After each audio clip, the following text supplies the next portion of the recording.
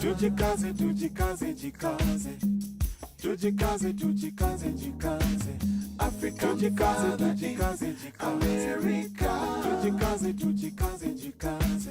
You are listening to African Father in America podcast by Simon Javanokel, live from Seattle, Washington, USA. Thank you so much for joining me for today's session of the Daily African Proverbs. I am in Seattle, Washington, and I was just outside a few minutes ago, and it's wet and rainy. I don't know what the weather is like where you are, but I am not here by myself actually. I am here with an amazing friend of the Daily African Proverbs, Dr. M.D. Williams, who is joining us. My brother, where are you joining us from, by the way? I just want to confirm. I'm actually in Louisa, Virginia. Nice. What's the weather like over there, by the way? It is a little chilly, but I think it rained a little bit last night. We had a little bit of a windstorm because I lost power last night. So Nice. I live on a lake, so Nice. Well, if you're meeting Dr. M.D. Williams for the first time, he's a regular attendee of the Daily African Proverbs, and that's really how we connected. He's one of the people that show up, and he's been commenting on the videos from this session. I'm live streaming this conversation on YouTube as we speak, so him and I are live on YouTube. I will pin the link to that conversation in just a moment, but I just want to welcome everyone who is joining us: Queen, Sarah, Lachey, Donna, and Jay. We are hosting a special guest here for the Daily African Proverbs, and Dr. M.D. Williams is also known as Dr. No Days Off, and he's a combat disabled veteran of the U.S. Army and Navy, and he's a speaker, he's a trainer, he's a presenter of leadership development, and he's also a founder. He's a entrepreneur, he's a creative, he does so many things. And today we just want to learn a little bit more about him. But first, we want to start with his interpretation of the proverb today. And the proverb today says that prefer the leader who comes to you. Prefer the leader who comes to you. This is a proverb from Chad. So we'll hear a bit from you, Dr. M.D. Williams, and then we'll go a little deeper after that. Oh, great. Actually, this proverb is right up my alley in leadership. That's what's so great about it. But prefer the leader who comes to you. To me, it means, it talks about servant leadership. And I don't know if any of you heard about servant leadership, but a leader that actually leads in building a community and a person that is how should I put it, that invests themselves to help you build is the kind of leader that you really want to follow, or a leader that you want to listen to. I've been in the industry for years, and so to hear this proverb and to understand that is the kind of leader that I had, my business mentor who taught me servant leadership, because he invested a lot into people that actually mentored from him. So this Chad proverb to say prefer a leader who comes to you is perfect, because if that leader is spending time with you, if that leader is investing in you, then that leader has sees something in you that can develop you to reach your. Yeah, thank you so much. Leadership is tough. We are joined on stage by Donna Williams. I suspect that Donna is your family member, huh? Thank you, Donna, for joining us on stage. Right. Yeah, that's my lovely, intelligent, beautiful wife. 28 years. Oh, well, then I'll let Donna introduce herself to the room just briefly. and then we'll continue with our conversation.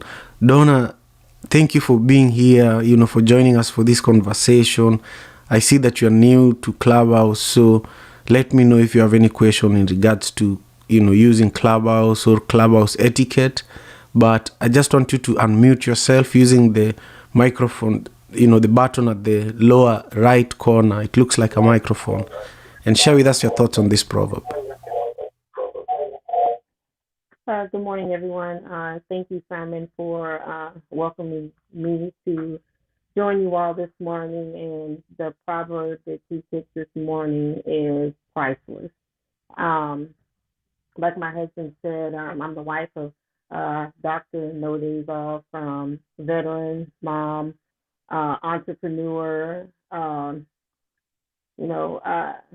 This proverb speaks a lot to me because in life, in this world, it seems like there's more haters, people that tear you down than lift you up. And when you have a true leader has vision. They don't have sight, they have vision, meaning they will see something in you before you see it in you. That's what that proverb says to me. Because sometimes as people, we can be distracted by everyday life, things that are going on, and we get down on ourselves. But when you have a servant leader and you have a leader that has vision, they can look past all the facade, the smoke, and even a troubled person. They can look at a troubled person and say, all you need is guidance. You need a mentor and all these, phenomenal things for you to become the person that you were created to be. So I have been listening, Simon, to you through my husband. And I thank you for taking the time to do what you do, because again, in this world that we live in today, there's so much chaos and negativity that it's a beautiful thing, to have someone like you to kind of remind us of who we created to be. And I turn it back over to you. Oh, thank you so much. I'm just so grateful that you're here, and I really, really appreciate your comments and your thoughts on this proverb. And thank you for letting us steal Dr. M.D. Williams almost every day over the last few weeks. And it's just wonderful to build community this way. I want to welcome anyone who is in the room on Clubhouse to join us on the stage. We would love to hear your voices and your thoughts in regards to this proverb. And also, if you're on YouTube, thank you for joining us. If you'd like to join us on YouTube and you are in the Clubhouse room, the link to the live stream is at the top of the room. And now I want to go to my brother, Dr. M.D. Williams. I want you to share with us a story from your childhood that still inspires you today. You've been through so much, and I believe that through all, the events you've gone through as serving the U.S. Army and Navy, challenges just growing up here in the U.S. as a black man, keeping a family together. Those are many, many challenges. And a lot of the time, I'm always curious about this one event that happened to you in your childhood that continues to motivate you to keep going. Speak to us, please.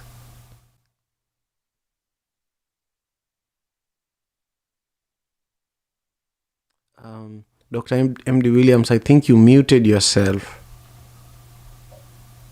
Actually, I did. Apologize for that. It was a good thing. I don't have one particular story because my childhood's a little different. I come from a very broken background. I was born in Houston, Texas, in the ghettos of Houston, Texas. My father was not the kind of father you would want in a household. My mother's an alcoholic. I grew up around drug dealers and gangbangers. But what I will say about my childhood that inspired me is the way I grew up. That's what inspired me to be better, is because I would see what I didn't want. I saw the drama, the negativity, the destructive lifestyles and patterns of my family members. And I said, I don't want that. And so I always pursued and I always set goals and had dreams to do better. And so living my childhood all the way up until I was 18 um, is what really inspired me to do what I do today, because I didn't have anybody on a consistent basis. I would say that much, on a consistent basis, like a father that would motivate me to do better in this world, or a mother that actually um, wasn't really, didn't have an addiction and was pushing me to drive me to do better. My mother is very intelligent. I get my intelligence from my mother. I always give her that credit. Very, very intelligent. She just didn't make the decisions. But I will say I had people, and I believe God placed people in my life as I was growing up to inspire me, to do better. But I do remember this one conversation with a guy. He was a deacon in the church that I would go to, and I never forgot. It was a profound statement, and I never forgot this statement. And he said that the sun is going to rise and fall, and another day is going to go by, whether you like it or not. So what you're going to do about it, right? And I never forgot that. And so, even though I was going through challenges, I already knew that the sun is going to go up. It's going to come up the next day. So I got to just keep moving forward. And I never forgot that, and I still practice that to this day. Yeah, I feel like a deacon is such a great person to be connected with, because that's like someone who meets people at very vulnerable stages in their lives in the community. And so they've advised people multiple times, and by the time they give you that kind of advice, that advice is almost as if you don't have to control everything. The day is still going to end, the sun is still going to rise, and that was a beautiful piece of advice. Now I want you to share with us just a little more about leadership, because this proverb speaks to that. Prefer the leader who comes to you. And you just based on your career and the work you've done, I just want to hear your perspectives on leadership, from being in the US Army and Navy, being a speaker, being a creator, being a founder, an entrepreneur. Share with us some of your perspectives when it comes to leadership, and who are some of the leaders that have inspired you during your expansive career? That's a great question. That's leadership is something. I'm a doctor of executive leadership. That's what my doctoral is in. So I talk leadership all day long, and I've been studying leadership for years. And I've been studying different types of leaders and leadership, and I still do it to this day. I research and I've put together a trademark-pending leadership approach right now. But leadership, I learned that. I believe I'll say my first hand in true leadership came when I was in the military. In the Army, I spent 8 years in the Army, and out of the 8 years, I spent about 6 in combat. And I was young. I was 20, 21 years old. My wife and I, we met when we were teenagers, 18 and 19 in the Army. And we were stationed in Germany. I wasn't even in the United States. We both got sent to Germany at different times. We didn't even know each other before we left, but we met in Germany, got married 20 and 21, I believe, in Denmark. And then we had our first child around that time. But then I got deployed right away. That was my first deployment, and I got involved in combat. Something that you don't want to be involved with, but that was my job. And that's when I really learned my first lessons in leadership of what it takes to be a good leader. And that's a little different than in leadership in business, because in the military, I was responsible for people's lives. I had to give direction. Not only was I responsible for my own life, but I was responsible for other soldiers' lives. You And know, and I had Dr. M.D. Williams, as you're speaking of being responsible for other people's lives, um, something came to my mind about loyalty, because in the military, I think one of the key pillars of leadership is loyalty. The people that you are protecting their lives have to be completely loyal to you. But I want to go to Donna Williams so that Donna can actually share with us her perspective when it comes to loyalty. And then you'll continue with sharing your perspectives on leadership. Because, we have another African proverb that says, the man is the head of the house, but the woman is the neck of the house. So wherever the head needs to look, the neck has the final say. So Donna, I really want to hear what you have to say in regards to loyalty in leadership, and then I'll bring it back to you, Dr. M.D. Williams. Thank you, Simon, again. What loyalty means to me is without loyalty and trust, you have nothing. My favorite quote is, people don't care how much you know until they know how much you care. So in order to be a servant leader, you have to take the time, you have to be willing to take the time to get to know that person's dreams, that person's goals, what motivates that person. Because money doesn't motivate everybody. More time doesn't motivate, the same. Everybody's motivated by different things. By showing them that you have a genuine interest in them. As a leader always does more than what they're paid for and more than what's required of them. So when you go to that person, you invest time, you invest energy, you invest as much in them as they're willing to put in themselves. By doing that, you are showing them that you genuinely care.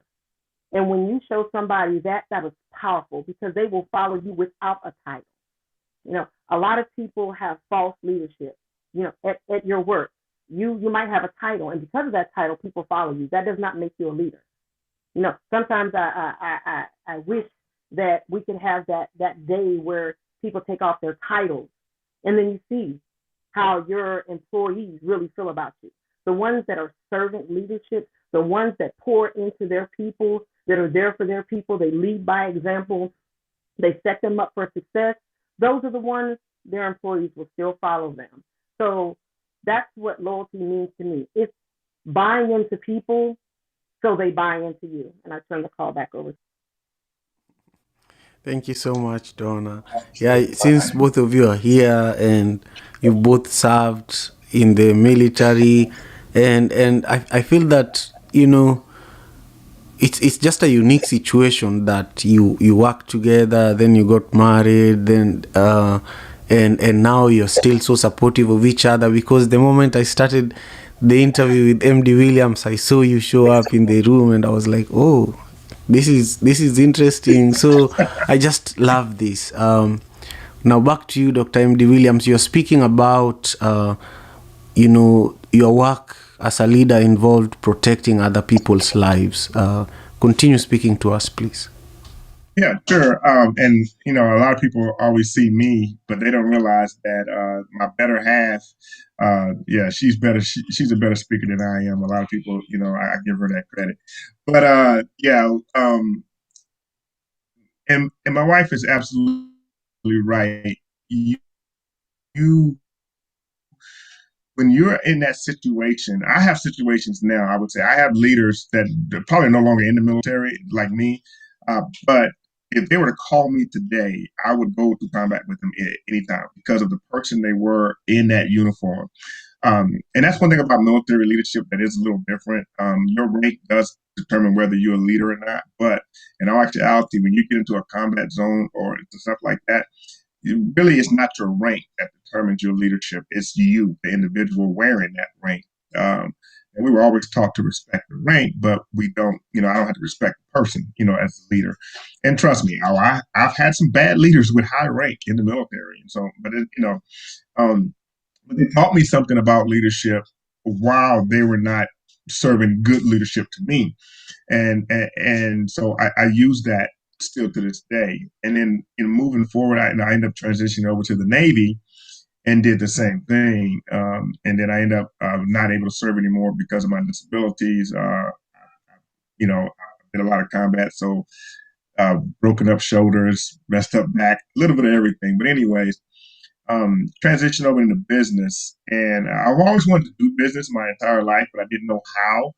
And then my wife and I got involved in a business opportunity, and that's where I met my business mentor, him and his lovely wife, Kelvin and Yvette Collins, out in Dallas, Texas. And they taught my wife and I business. They taught us leadership, servant leadership, and business. So when it comes to leadership, the leader has to be invested, and not just invested financially. The leader has to be invested in their cause, or in their business, whatever it is that leader is leading in. They have to be invested. And there are some people that they're leaders, but they don't want to invest more than financially. Or they don't want to invest financially at all, but they just want people to follow them because of their name or because of who they are or because of what they're accomplished. One of the great things my mentor taught me was in the business that we were in, we were a business with no walls, right? So we had to build our business, from our homes and stuff, and understand that I built a marketing team. And for people to come aboard a marketing team and to follow, to earn income and be successful, they didn't have to listen to you. They didn't have to follow you. It was you. It was the person. It was the leader. And my wife and I were able to take that business, and because of the mentorship we received, we were able to build that business with thousands of people across multiple states. And we were very successful at it. And that's when I pretty much got my true calling in civilian about leadership. And I've been doing it ever since. Wow, thank you. Thank you very much. Welcome, Valentine. Welcome, Kesiwa and Hoda, to the stage. And I also see that Robert has joined us here on the stage on Clubhouse. We are also live streaming this conversation on YouTube. The link at the top of the room on Clubhouse is the best way for you to join the conversation. Or if you want to,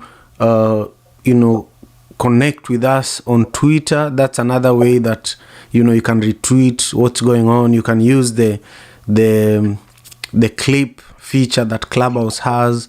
You can share the room on other platforms so that we can bring in other people into the room, so that we can expand the village a little bit.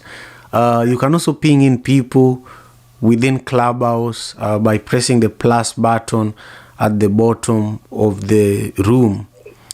So do that while we continue with our conversation today. I am hosting the amazing Dr. M.D. Williams, who has been sharing with us incredible stories of his upbringing, his thoughts on today's proverb. He's also shared with us, some of his leadership perspectives, some of the attributes that as a leader he applies in his day-to-day life and business. And we're also joined by his beautiful wife, Donna Williams. And I just learned that they both served in the U.S. military, so it's just a privilege to be with two veterans, and I just thank you for your service. The U.S. Army is revered worldwide. When I was growing up in Kenya, I learned about the U.S. Army through the movies, and so I always wanted to talk to someone who served in that army, so right now I'm living my dream. So talk to us a little bit I want you to share with us in a moment, what are some of the projects you're doing and how people in this room right now can support you. And then how people can also stay connected with you, because there are a number of people in this room who are probably thinking, how else can I stay connected with Dr. MD Williams, maybe benefit from his leadership, ideas. So think about that. But I want to bring the microphone to Hoda so that Hoda can share a bit of her perspectives on everything we've just been talking about. And then Hoda also speak to this proverb. Share with us what you think about today's proverb. Thank you. Thank you, Simon. Hello, everyone. I hope you're all doing well. Great conversation as usual. Thank you so much for the room, Simon. Um, and as far as the proverb, this one seems like proverbs seem to do. Sometimes they seem straightforward or simple, and sometimes they seem like there's always an undertone or another meaning that it could take. And this one, I I'm not very 100% sure about. I think it means prefer the leader that comes to you, meaning give someone a chance to lead if you do see those qualities in them. Um, but it could also mean, um, in my interpretation, get, prefer the leader that comes to you, sort of. Um, what was I thinking? Sorry, I'm driving. I'm losing my track of thought, but um, that person might also see something in you, the leader that comes to you. So as a leader, maybe they see something in you and therefore give them a chance and see something in them. I think that's how I interpret it. But thank you. Oh, you're most welcome, Hoda. It means a lot that you're here. Drive safely. And I agree that what you said is very similar to what Dr. MD Williams shared a while back in regards to leaders who come to you have probably seen something valuable in you because they've traveled the journey you're traveling, and it excites them. It's almost like a coach, like a soccer coach, when they see young soccer players dribbling a ball a certain way, they're like, okay, this one can even do it this other way, so I really love that. Kesiwa, how are you? Share with us what your interpretation of this proverb is, and also any comments on the conversation I am having with Dr. MD Williams. Oh, thank you so much. I'm so happy to be on the stage amongst you guys, and just want to encourage everyone. And I really particularly like this husband and wife duo because, I feel like I've learned and they've added value to this proverb. Um, I really like it because I think these are the kinds of leaders that, let's say, in a group, in a workplace setting, when you have someone like, oh, I hope you can hear me, but when you have someone like this, Yeah, it's very I hear easy you to so well. approach. Oh, perfect. It's very easy to learn from them, and it's very easy to approach them with a solution to a problem with it, because you get the sense that they won't have an ego about it, and I feel like within any group setting, if you have the kind of leader that's willing to come to you, then that means that leader is like really looking out for the progress of the group, and that they're because they're looking out for the progress of the group, they know the value in what the rest of the group has to contribute. So I for one truly appreciate um, when this quote, this prefer the leader who comes to you, kind of reminds me of the leaders who lead from behind.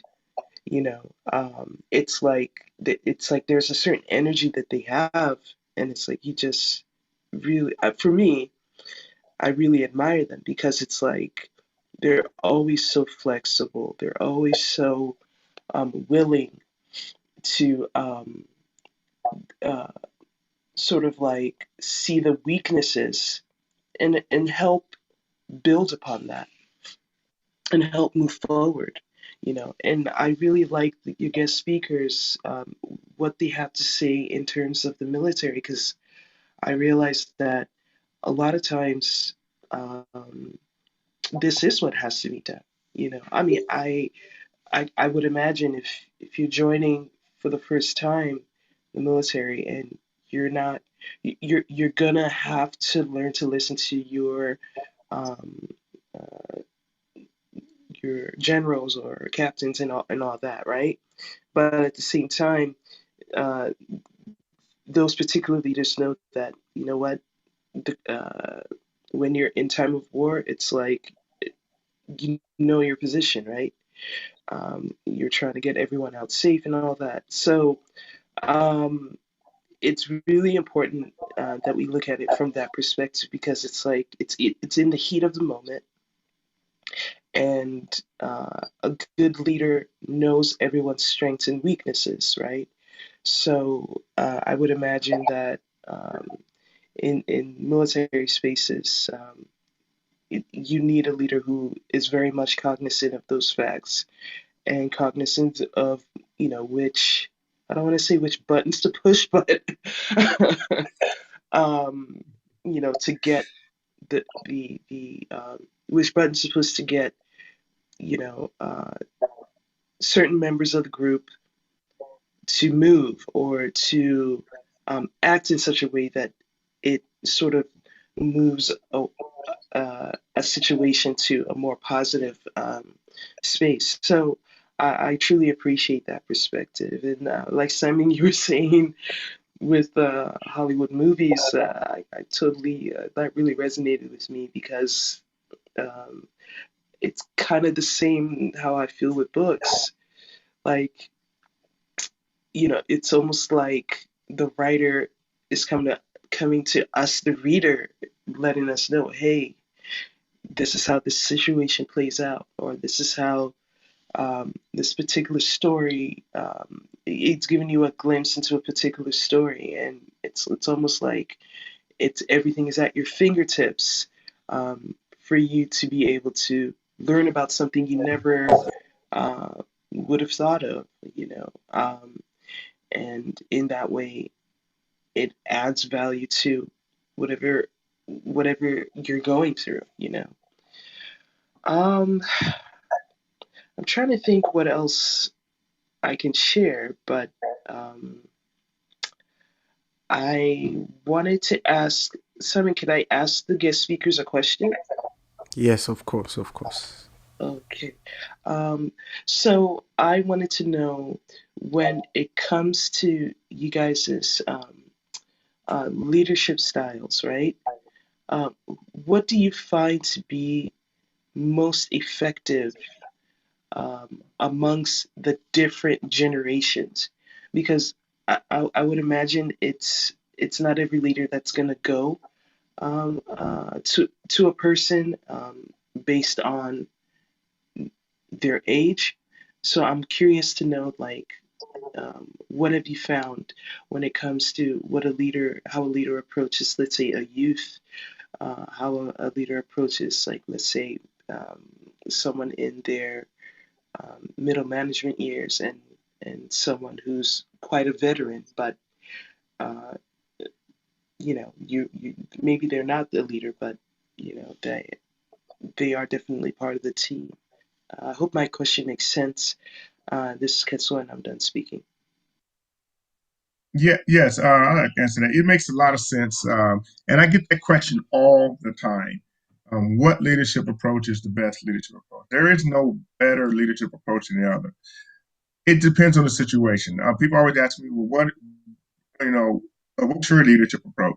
I like, but I have a hybrid leadership approach, and it just depends on the situation. So if like when I was in in combat, and I'll talk about this in military and I'll talk about civilian too. When I was in combat, my leadership was more of a direct leadership and giving direction. And I didn't expect any of my soldiers to question my orders. And I knew that because of the situation that we were in. This was a high intense, volatile situation. And I need you to trust the fact that if I tell you to go left, go left. If I tell you to go right, go right. Don't stop and hesitate to ask me why, because that might cost you your life or it might cost somebody else their life.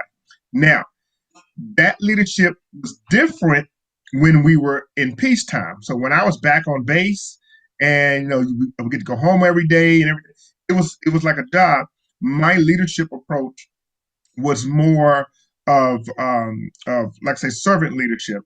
I got to know my soldiers intimately. I got to know everything about them. Plus, that was part of my job as a leader. But I knew everything about my soldier. I knew their strengths. I knew their weaknesses. I helped them if they wanted to go to school, if they wanted to advance in their career. I helped them with that. And it wasn't me telling them what to do. It was more of me being a guide, and helping them in doing and accomplishing what they want to accomplish. Now, in civilian world, or I say civilian, opposite of military, but in business and entrepreneurship, you have different types of entrepreneurs. I've worked for some, in my opinion, horrible leaders in the civilian world. But at the same time, like I said before, they taught me something about leadership, and it helped me develop as a leader. But at the same time, I've had great leaders. My horrible leaders wanted to act like me when I was in combat. You want to tell me what to do. You want to talk to me any kind of way you want to talk to me, but you want me to respect you. But then you're not giving me reason to respect you. See, and I'm not gonna make my answer long, but see, the reason why when I gave my soldiers commands in combat, they just listened to me and they trusted me was because I built that trust and loyalty up before we even got to combat.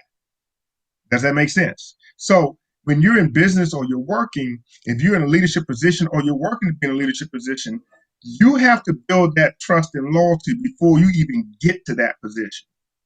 See, one of the things about leadership I always teach is if you want to become a manager, let's say you work at Walmart and you are a stocker or you just a regular employee, you want to become a manager, and you start acting like a manager before you even get the position, if that makes sense. You start developing the traits and qualities of what it takes to be a good manager in that organization before you even get a position.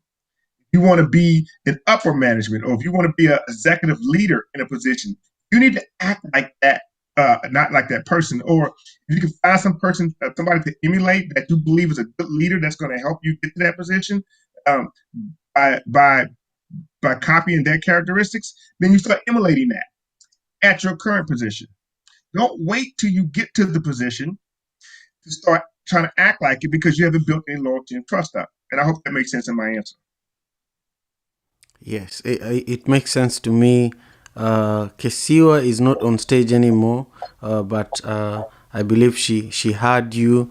But I want to hear Donna's perspective on this, and then we are going to move on to Valentine, and then Queen, and then BB, Dr. Wanda, and then David. Thank you very much. Hold on. Okay. 1 second, Simon, before you go there, I want people to understand and know that Mrs. Dr. No Days Off, Mrs. Williams, she is the president of our company. So I'm not the only person that knows leadership. So I appreciate you, Simon, including my wife. She's probably like, he keeps including me, but she's just as knowledgeable as I am in leadership. And we actually teach leadership together, especially when we're talking to women and men. But I just wanted to let you know that. But thank you, Simon. Yeah, man. If she was not here, I would totally just focus on you. But she's here, and we have to just go 50-50, and that's okay because we're known together. We're known together as a dynamic duo. We're always been called a dynamic duo. So it's common for us. We're used to it. So yeah, I appreciate that. Excellent. Donna, the mic is yours, please. Thank you, Simon. Yes, my husband and I, we've been doing this entrepreneurship and supporting each other for the last 28 years, so I'm used to it. But like my husband, Dr. No Days Off, said, there is no blueprint to leadership because everybody has different personalities. So, but you set the tone as the leader. Don't be afraid to have high expectations.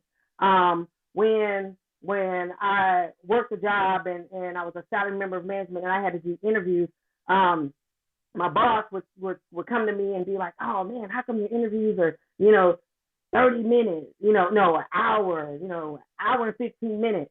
And I was baffled by that. You want a quality person to fill the position.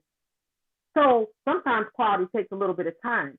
Turnover is not cost effective for any company. So when I did an interview, I knew that person had to buy into me and I had to buy into that person before they even joined the company. So I took the time to talk to them and I would tell them dress code policies, attendance, all the things that normal employees are record for getting fired for. I talked to them in that at that point of the interview. And then, I would let them know, hey, sometimes when you come in, we might not have a lot of work to do, and that's great. We'll do other things. But sometimes we may have a lot of work to do, and there may be only 5 of us to get it done. We got to get it done. Our customers don't care, that there was only 5 of us to get it done. All they care about is when they came on their way home from work, they had to stop by, and we didn't have it. How would you feel? And I talked about how different positions, if this person didn't do their job, how it affected the other person. And then I also did the orientation where I reiterated that. So when they decided, because before the interview was over, I asked them, okay, so do you want to be a part of this team? I'm a coach, you the player on the field. Do you want to be a part of this? Because I strive for excellence. Everything about me means something to me. My word is bond, my character, everything, my work ethic, everything. I will get in the trenches with you, but I will not do your job for you. And they would say, you know what? Yes, I want to be a part of that. And when you do that, when you have that servant leadership, when you're not afraid to have high standards and you let that person sitting across from you know, you don't work for me, we work together. Because there's not a position on this planet that somebody else can't have. So never get to a point where you feel yourself. And by doing that, I could get people to come into work when nobody else could. I even had people say, look, I know you're going to be short. It's my child's birthday. If you can guarantee that, I can get off by this time, I will come in and help you out, because when my child was sick, you allowed me to be at home with my child. You came in for me. Everything about leadership is a give and a take. And sometimes you can't be afraid to dim your light. You can't be afraid to have high standards. You can't be afraid to let that person sitting across from you know, once I was there where you were at one point. So I believe, like Dr. No Days Off said, leadership comes in different styles and different forms and different blueprints. And sometimes you can add to a blueprint and sometimes you can take away. There's good leadership and bad leadership. And the wonderful thing about bad leadership is when you experience, it gets emotion behind you. So when you are in that leadership position, now you say, I remember how it felt when somebody didn't take care of me. They didn't square me away. So I refuse to repeat that process. Let me show someone else a positive side of leadership. I'll turn the call back over to you. Thank you so much, Donna. I love your passion and I love your process of vetting people, because getting the right people to work with you is always a challenge. As a leader, that has always been the biggest challenge that I've faced. Because I also love taking time with people. I love building relationships. Before I help you develop as a leader, I want to know you. I want to build a strong relationship with you. I want to support you.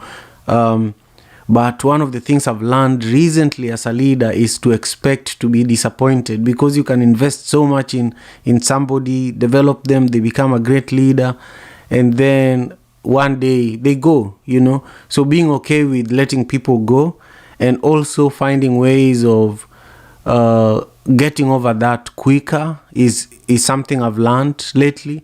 And to develop multiple leaders is something else I'm learning lately, so that I'm not too disappointed when I lose one leader, because to develop a leader is to be ready to lose a leader, because even you are developed and somebody lost you in the course of you being built as a leader. Anyhow, let's hear from Valentine briefly, and then Queen, and then BB, and then Dr. Wanda, and then David. But David, when we get to you, I would love for you to also speak about what we are doing tomorrow at 9 a.m. in the Africa Day Club. Valentine, the mic is yours. Good morning, everybody. My name is Valentine, and Simon, thank you so much for giving me the opportunity. And just to segue to what you said, I think that a great leader must always be prepared to lose the greatest leaders that they have developed. As in, you build a bench, you have dreams for these leaders and pray that they stay with you, but you lose them in the process. I think that's just the cost of doing business. But anyway, I wanted to just share that over the years, I think my philosophies on leadership have evolved so much, because I have had many different jobs, many different leaders, and each leader comes with their different styles and, of course, the personalities that you're dealing with. But my one thing that I take away from all these leaders that I've had over the course of my career is something that Colin Powell said some time back. May he rest in peace. He said, leadership is solving problems. The day your people stop coming to you, that is the day you know you have lost the people that you develop. So this proverb, prefer the leader who comes to me, I look at it as in terms of a leader who has an open door policy, where your people, be it employees or mentees or other leaders, come to you with ease and trusting that you will help them find a solution to their problems. So when that day comes and they hesitate to come to you, then they've either lost confidence that you can help them, or they have literally concluded that you do not care, because everybody wants to feel like someone cares about them or wants to hear what they have to say. Or to me, a leader is somebody who really buys into their people and understands everybody brings value to that team or whatever the situation is. So quite literally, if I stop going to my leader, I have lost confidence that I can trust that they can help me or solve my problems, or they have either lost the starry eyes that they had when they became a leader, or just feel like they need to be glorified because they're a leader. So that's how I would interpret this. And thank you so much. And I'm done speaking. Thank you so much, Valentine. I'm grateful. I want to keep making comments when everyone shares, but I'm just realizing that we are running out of time. I have so much to add to what you just shared. So thank you, Queen. It's been a minute. I hope you're doing well. Share with us your perspectives on the conversation we are having, and also on the proverb that we have today that says, prefer the leader who comes to you. Yes, thank you for having me. And I want to thank both of our guests for being here this morning. If you Google like Scrum Master, Agile Coach, you will see the number of companies from Google to Facebook that need that type of skill. That's what I do in tech. And actually, our job is actually coined as servant leadership. That's what they call us as Scrum Masters. So working in the tech space, I've learned that servant leadership has really served me. Like the guest said, you have to keep on switching, depending on the environment that you're in. And servant leadership, prepare the leader that comes to you. It takes that edge, right? To climb a couple of stairs to get to you and basically ask you a question or bring a situation to you. If you get down your stairs, you level that playing field for that individual. You become an advocate. You put yourself in their shoes. They know, I think Donna also mentioned people that have done stuff for her because she did stuff for them. That is servant leadership. I've had developers that have worked weekends just because it was me. They said, if anybody asks, we're not going to do it, Queen, but if you ask, we will. Because I stepped in their shoes, I got to know them so that when there's a situation in my company where I have to command and say, okay, we need to switch, drop everything that we're doing and switch here, there's that trust. And I think that's what prefer the leader that comes to you is there's a level of trust because I know where you are and you know that you can trust me to help you. So if I come to you and ask you for something, it's not because I just sat on my throne and assessed what you needed. We enter into it with people.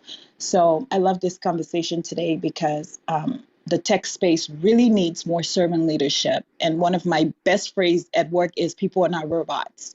They're not going to build stuff without you knowing who they are. It's about the people, not the product. I'm Queen. I'm done speaking. Wow, Queen, thank you. Thank you so much. You said a lot that I want to say more about, but just thank you. And I'm grateful that you're here. And thank you for all the work that you do as a servant leader. It's just inspiring. Bibi, I hope you're doing well. Share with us your thoughts and interpretation of today's proverb. Hello, everyone. Thanks, Simon. My interpretation today goes back to, I think I'm not sure if it's a proverb, but a story Jesus mentioned in the Bible about when you get invited somewhere, don't go sit at the high table, sit at the back. So that way, when the host sees you sitting down there, they'll come and get you. Meaning, pretty much. I know it has so many different interpretations, but my interpretation for that is let your light shine, and the right people will come for you. And also that comes meaning the right people, as in like the leaders. The right leaders will come for you. They will see your worth, and they'll be able to vouch for you if you let your work shine and your work ethic and your kindness and everything good about you. Just continue to do that, and the right ones will come for you. So that's my simple interpretation for today. Thank you. Oh, you're most welcome. I love that. Let your work shine for you. Thank you very much. Dr. Wanda, share with us your perspectives on the proverb and also on the conversation we've been having with Dr. M.D. Williams and Donna Williams. Good morning, everyone. Yes, my perspective is actually very similar to the interpretation that was just given. Prefer the leader who comes to you. It basically reminds us. Sometimes we see leaders, we see people in powerful places, and maybe we want to emulate them. Maybe we want them to mentor us. And I tell you, I have seen where if you go and you approach them and you speak with them, and sometimes the actual absolute disdain in which they might treat you, or how the disgust in their face when they look at you, because I guess they see it as you trying to jockey for position. But on the other side, I've noticed that the Bible does say, your gifts will make room for you. And as you are going about your day and you're doing excellence in your work, people do notice. And they will come to you because they might need your skills. They might need your expertise. I mean, of course, you still have to, even though the leader has come to you, you still need to check the leader's motivation. This is what was already said in the discussion. Does the leader truly want to develop you and have you join an organization to have the benefit, or does the leader want to exploit you? So you got to be careful on that.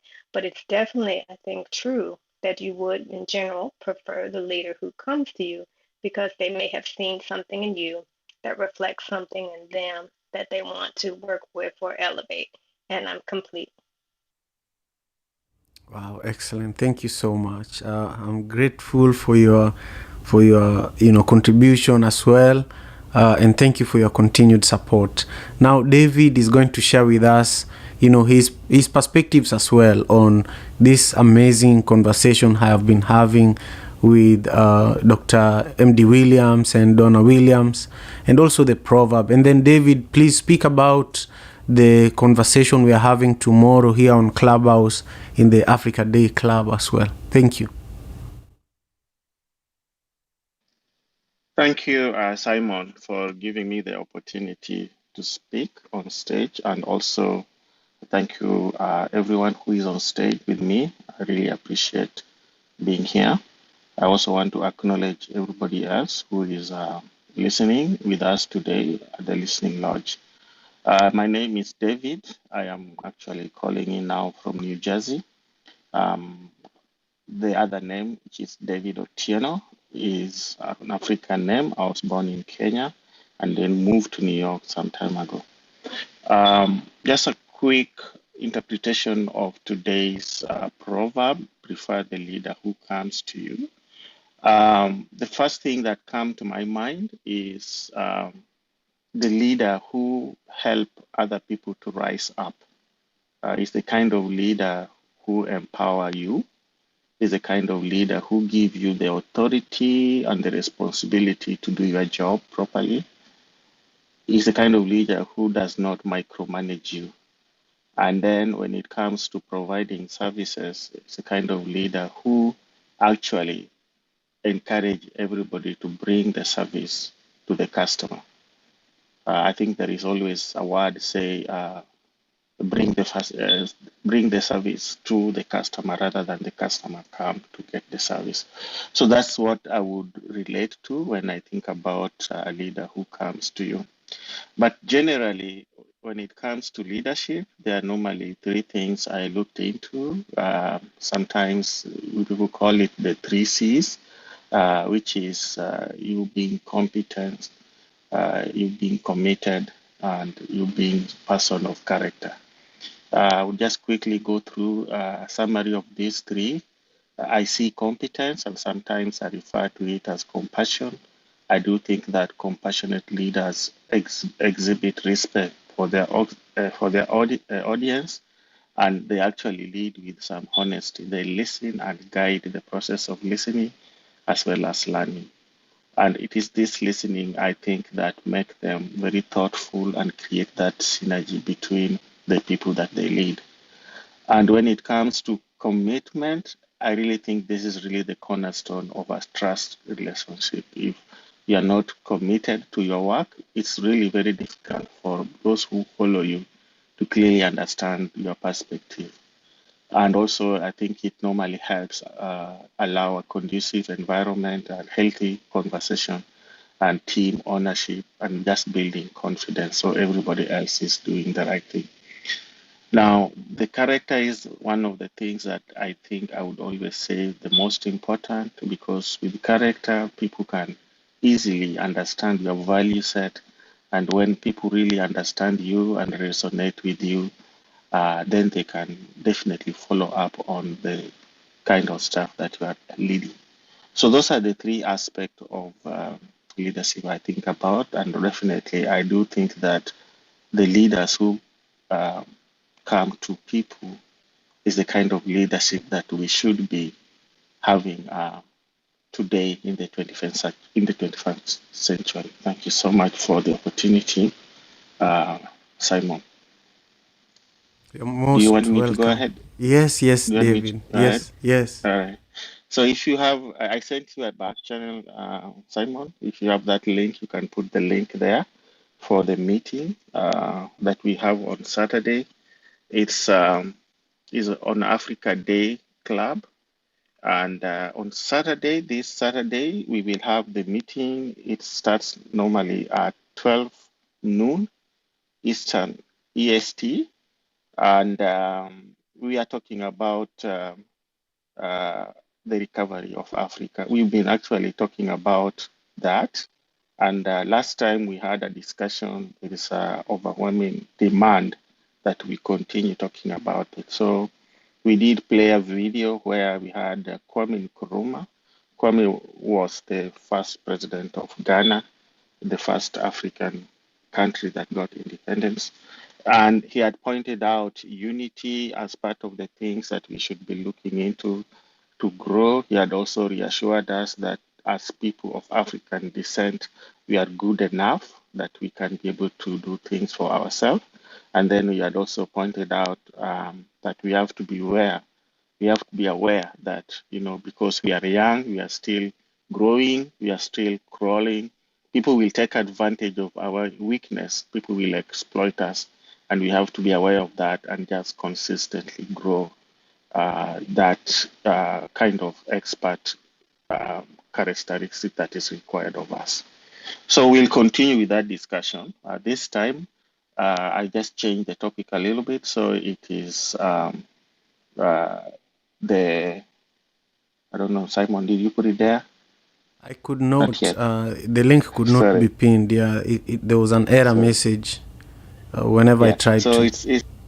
it's okay. So it is the recovery of Africa identity, ownership, and mindset renewal. So that is the topic. We will continue doing that.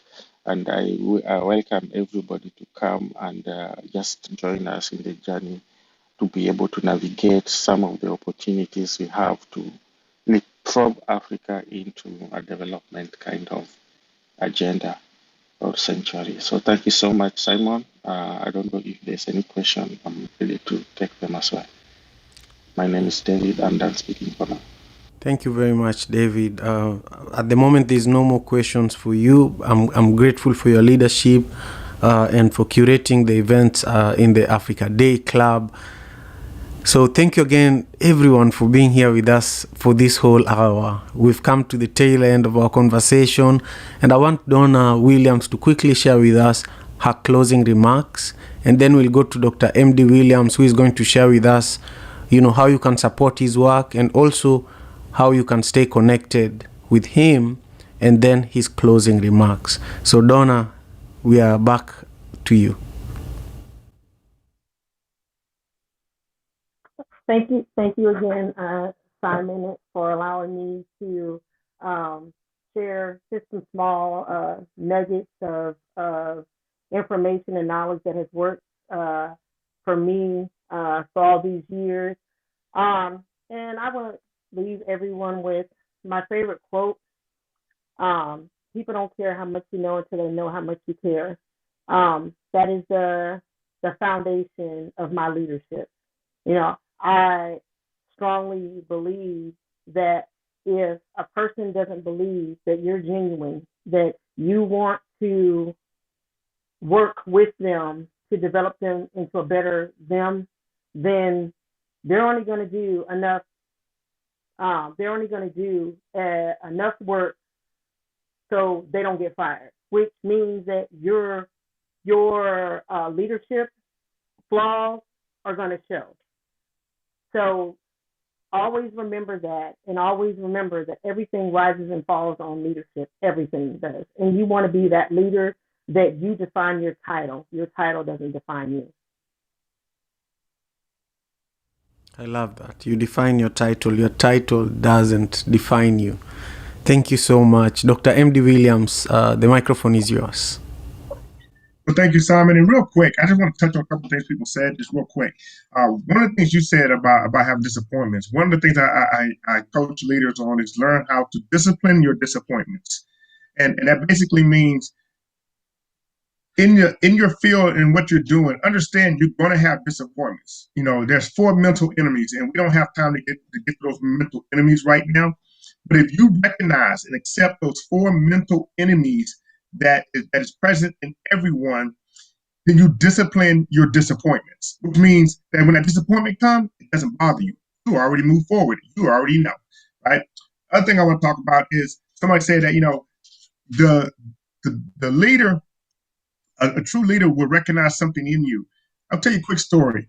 My business mentor, I remember it took me a year to mentor from him directly, though, because he was up here. He was up here, and I was down here. And one day we went to go hear him speak in Dallas, Texas. We drove 3 hours, 3 or 4 hours to go hear him speak. My wife and I. And then after the meeting, he came up to us, which was all right, and he was like, don't leave. I want y'all to stay. I want to talk to you. So my wife and I are looking at like, oh my gosh, first, we kind of like, this guy's big. Why would he want to talk to us? I'm nobody. And then him and his wife, everybody was around him. He was talking. It took about an hour or two before he finally got clear. Then they took us into another room and sat us down and they said, so what are your dreams and goals?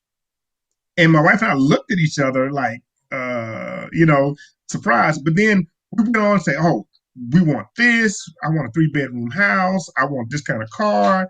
I want this kind of business.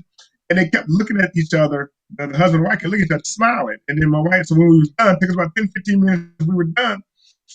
They looked at each other. They looked at my wife and I, and they told us, your dreams are not big enough. And we looked at them, and they're like, you're going to be way bigger than what you think you are. And at that time, my wife and I had just lost our 6-figure jobs, and we were back to minimum wage, and we were young in business. We knew nothing. And these people came up to us and just told us, you're going to be way bigger than what you think you are. And they weren't talking financially. And that was 15, 16 years ago. And I never forgot that. And to this day, it just resonates with me. So I want to say that much about that. Lastly, I'm the CEO. You heard my wife, Donna. She is the president of TMTSI, which is our leadership development coaching company. And then we own our own insurance agency called the League of Extraordinary People, or LOEP agency.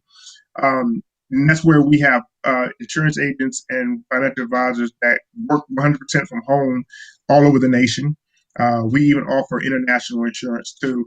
And we're one of the few independent Black-owned agencies in the United States. And what that means is that we're not stuck to just one insurance company. We actually build relationships with all different insurance companies. We have 20 right now that we work with directly. And that helps our clients because we're not pressured to sell a certain product. And lastly, but not least, I am also co-founder with my good friend, Dr. Rona Shapena, that lives in Namibia, Africa. We started a company called Royal Ambassadors Consulting, which is a leadership development and coaching company in Namibia, Africa. We were in school together, and very intelligent young lady. I'm in awe to be that she asked me to go in business with her and to build this company up in Namibia to help build up leadership development and coaching in Namibia and in Africa. So that's why it's one of the reasons why they call me Dr. No Days Off. So be looking out for Royal Ambassadors Consulting. You can connect with me via social media on my social media handles. Dr. No Days Off is what you'll find. Facebook, LinkedIn, Instagram, Twitter, Clubhouse, YouTube. I have a YouTube channel, and then we're going to be launching our YouTube channel, and you'll see more videos of me doing different trainings on leadership. You also see Dr. Rona Chapena on there. She's another phenomenal young lady, and Simon, I'll be honest with you, get to know her because she's very intelligent and can bring a lot to your podcast. And lastly, not take up any more time, I just want Simon to know, he didn't know this, but I'm going to let him know this now. You always talk about how to help spread your message, right? And how to help your podcast grow. Well, if you go to my company's website, it's www.T as in Tom, M as in Mike, T as in Tom, services.com. It's my company website. If you go under the nonprofit division, and it's called Athenium of Dr. No Days Off, which is a big library of mine, and it's free. Well, if you scroll down the page, you're going to see a button that says African Proverb, right? And so I developed that, and then you click on that button, and all the African proverbs that Simon discusses on his podcast, I actually have a link that links back to Simon's videos on YouTube. So, I state the proverb, and then I put learn more. If you want to learn more, you click that link. You're going to come up, and Simon's videos are going to pop up with Simon's guest and everything on it. Simon, you didn't know I was doing that. I've been doing that for about 2 weeks now. Thank you so much. First, I wanted to reserve this comment to the end. I didn't know you are reserving something to the end too, but your the biggest supporter of my YouTube channel. Almost in the last 2 or so weeks, you've been commenting on each of the videos, and that helps a lot. That's, again, this proverb speaks to who you are. Prefer the leader who comes to you. And I feel like you saw what I was doing, and since then you've just been showing up, supporting by any means necessary. And now I'm hosting you, which is something we've been working on for the last few weeks too. So, thank you for all that you do as a wonderful leader, as a parent, as a husband, and as an entrepreneur. And I really, really want to get involved with what you're doing in Africa in regards to leadership development.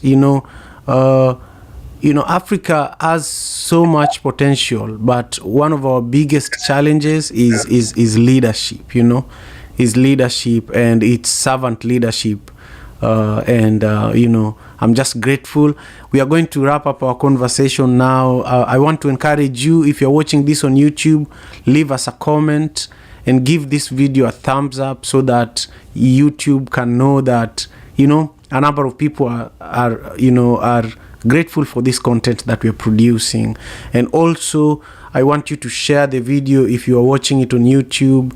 And later on, in an hour from now, you'll be able to catch this conversation on all podcasting platforms as a podcast. So thank you again so much. And to everyone on Clubhouse, from Donna Williams all the way to Linda Rains, thank you for being here. It means so much to me. And we are not just here to discuss African proverbs. Really, we are here doing work that is much bigger than ourselves. We are protecting and preserving African proverbs by discussing one proverb a day. So that's the bigger mission. And in the end, this is how we are going to change the narrative about Africa. Each of these proverbs are untold stories. We would not know the perspective of David or Queen or Bibi unless we held this conversation. And who knows how many people can learn from this conversation just by the recording that we just did. Nobody knows. We can't control that. So thank you again for your contribution. And tomorrow I will not be doing the daily African proverbs. Tomorrow the only event I'll be involved with on Clubhouse is in the Africa Day Club, which David spoke about earlier. And that's a really, really important club. We made history with that club, and Queen was also involved with it. Queen hosted I think an entire hour of event, and also facilitated 3-hour segment where she was ensuring all the speakers show up and the room flowed well. So Queen, thank you again. I'll never forget that, by the way. I'll always remind you of how wonderful you are as well. But I want to have you as a guest soon here in the Daily African Proverbs. Now, the topic in Africa Day tomorrow at 9 a.m. PST is the recovery of Africa, identity, ownership, and mindset renewal. So check it out, and really have a nice weekend. Take good care of yourselves. And Dr. Williams, thank you again so much. African father in America. Tujikaze, tujikaze, jikaze. Tujikaze, tujikaze, jikaze. African father in America. Tujikaze, tujikaze, jikaze. You are listening to African Father in America podcast by Simon Javan Okello, live from Seattle,